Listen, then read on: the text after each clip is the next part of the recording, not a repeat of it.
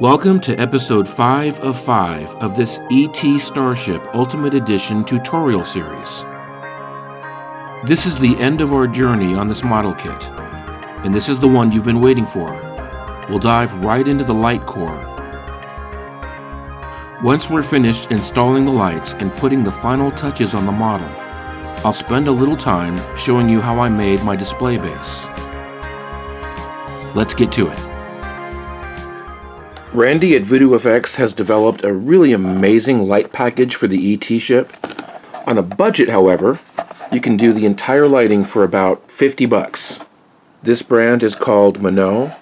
I'll leave a link in the description so you can get the exact same package. This is $17. You add a couple dollars for tax, free delivery if you have Prime. And here is what the package looks like. You've got a length, I believe it's 6 feet, of this RGB LED. It's operated by a USB cable. And you've got a battery adapter with a USB outlet right there that connects onto the end of this guy. The rest of the LEDs are just simple on LEDs. You can use pre-resistored LEDs available also on Amazon. Enough to light this entire project would maybe cost you $9. All pre-resistored. Here's the controller. You have a diagram on this side, and then on this side you've got 3 little buttons, and you can see them here. 1, 2, 3. Here's a little diagram showing you what these are. The first is controlling color. The first next to the your power source is controlling color. Second button up is speed. Third button is pattern. And when you play with them enough, you get this really cool chasing pattern. So you can see, let's spread this out so you can see this. It's pretty remarkable. You get all these different patterns. Look at this guy. So if you flip through these pre-programmed guys here, you're going to find one that does a chase. Ooh, that's a neat one. The far end of this controller is color, so I want to flip through these until we see white. That's a neat one. Okay, there's white. And it's a chase. So now we want to go to speed. And there we go. There's a medium speed. Slower. Slower yet. I think that's the slowest. So there's a chase.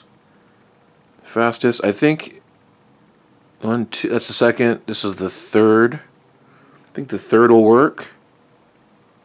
Fourth.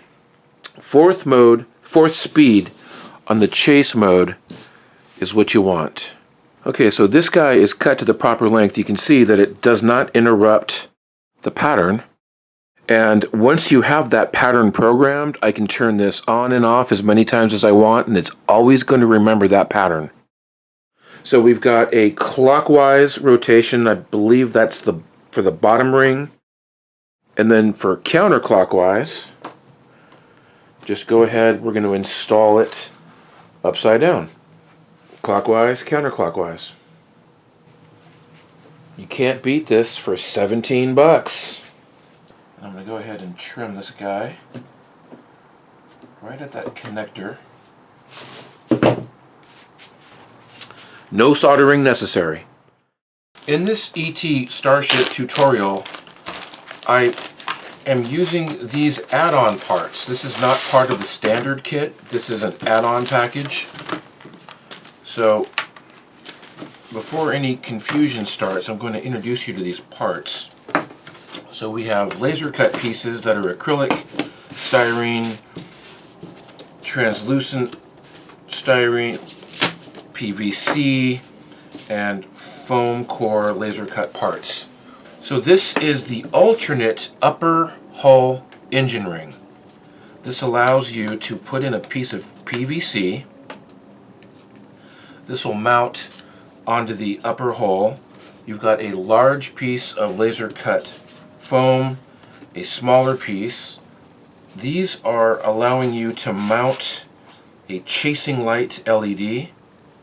So this is going to be the bottom opening for the clockwise LEDs. The top guy is the upper counterclockwise chasing lights.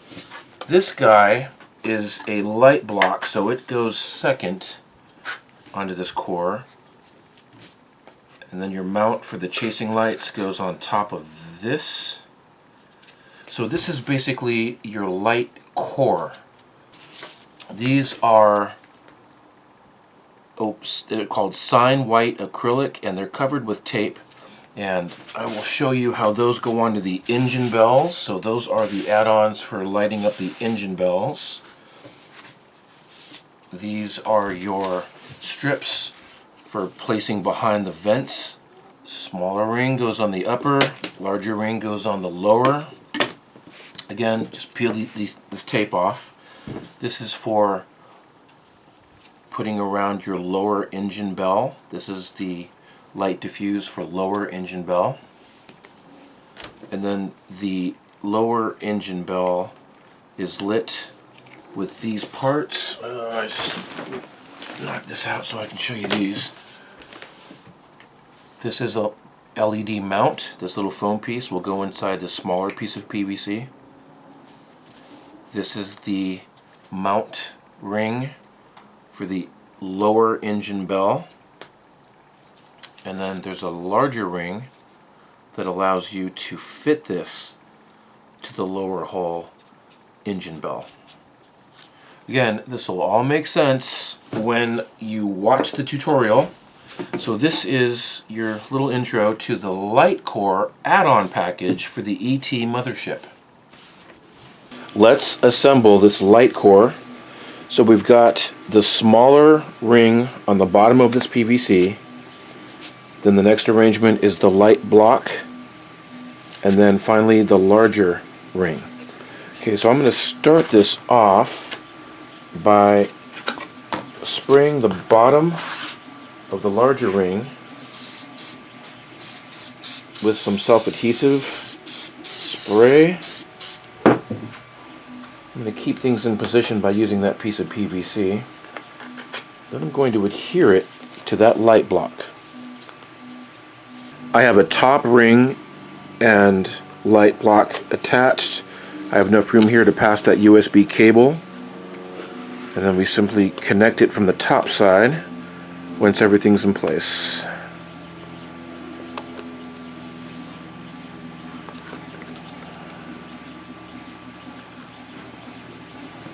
Here's our top ring, our light block. I have an access hole here to pass through that USB cable. So from the top we can connect that bottom light chase. The bottom mount, the light chases in a clockwise position. And I find that the self-adhesive on this LED chaser doesn't really work that great.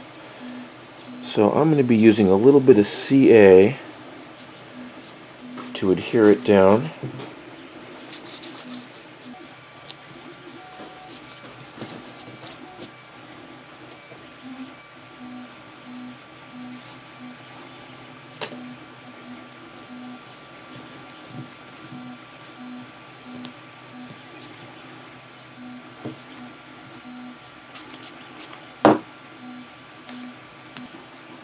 Okay, we have enough room down below on that PVC to connect to the lower hull ring. I've got my wires fed up. I've got my orientation correct clockwise on that bottom ring. Now we'll do the same thing with that LED chaser counterclockwise on the top ring.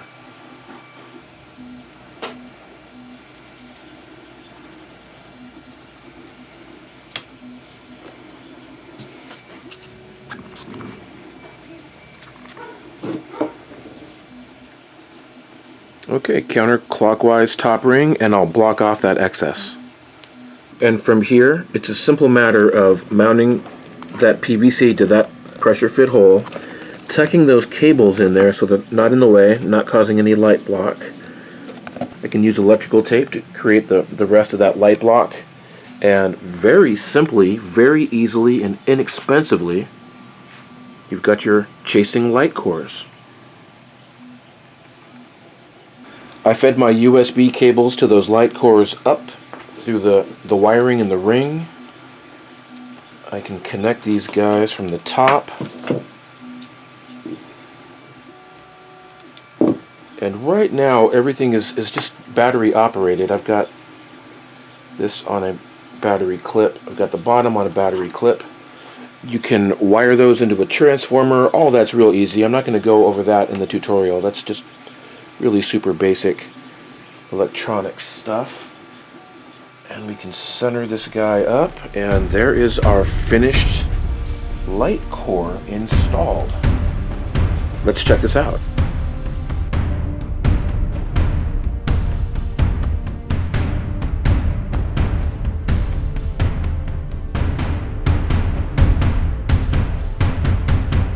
I don't think I'm going to light the little windows in the antenna tower, but if you did, you can see I cast this hollow inside here.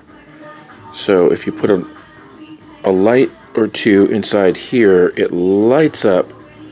This is without even punching those holes through. It's a compression cast part, so if you've got a light in there, and especially if you punch out those windows, it'll light them up. But I will be lighting one light in each lobe, 3 lights on the bottom of this tower. Let me show you what I've done to mount the tower to the dome. Is I've countersunk a little hole in here, made a screw hole. I'm going to be using this hardware to mount the tower to the dome from the inside using a washer and screw, so that will very easily mount there. There's already a pilot hole that we saw here earlier. There's a pilot hole here. Just make sure that you bury that a tiny bit. I also made a little bit of an indent on the bottom of the antenna tower, just so that everything fits nice and flush. So I decided to install lights in this tower.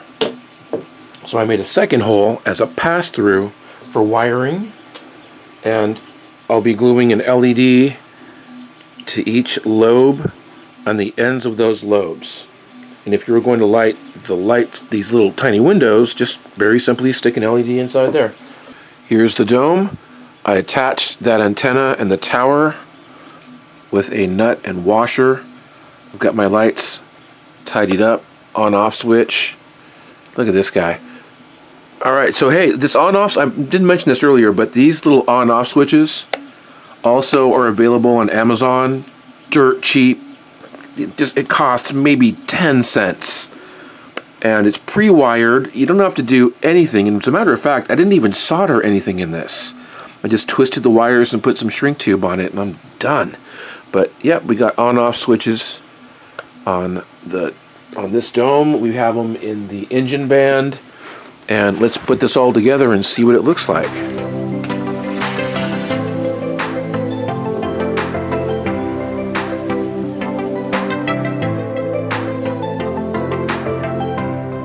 Let's make this display base.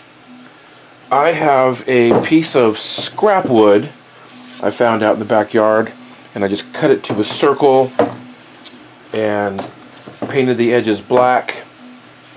On top of that, we're going to be adding Spanish moss. There's no need to get that expensive grassy stuff and go spend a lot of money on all the little different foliage kits. Forget all that. The model kit is displayed on a circular base with Spanish moss.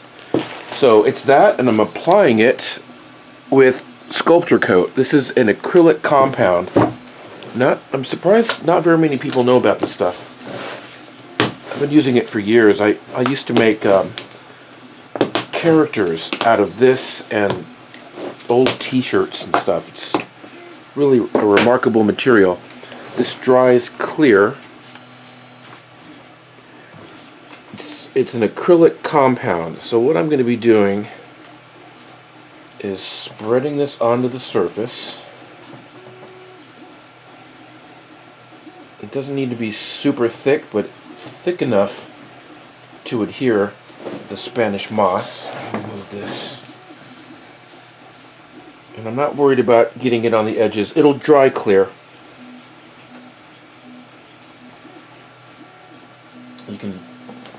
You can sculpt with paper towels and toilet paper with this stuff. It's really remarkable. Alright, I'm just going to apply this and we're going to flatten it out. One package of this stuff is probably enough to do 2 of these bases. These are big bases too. So I'm just kind of breaking it up a little bit. And since this sculptor coat cures clear, I can use it. I should have decanted this into a different container, but we're just going to go for it. So I'm just going to smash this down and just work this surface until this stuff is on here. And as it's curing, it'll take overnight to cure. Well, actually, something this thick might take a couple days to cure. But as it cures, I'll keep working it and smash it down. I don't want as much body as it has right now in the end. So I'm going to work it and rework it. And I'll use more of the compound. As this dries, I can apply even more. Just keep smashing it down. While I'm waiting for that base to dry, I figured I'd tackle these ET guys. So I'm just using a medium brown. It's more like a dark tan. And then very simply, I'm just going to coat these, and then I'll do some dry brushing with darker and lighter browns and make these guys look cool. Here we are the next morning. This is mostly dry, just where it's a little bit thicker. It's still a little bit uncured, but mostly this is dry. I'm going to flatten it down a little bit more. I've got some poppy-uppy stuff happening. I want to reduce that. So spray adhesive.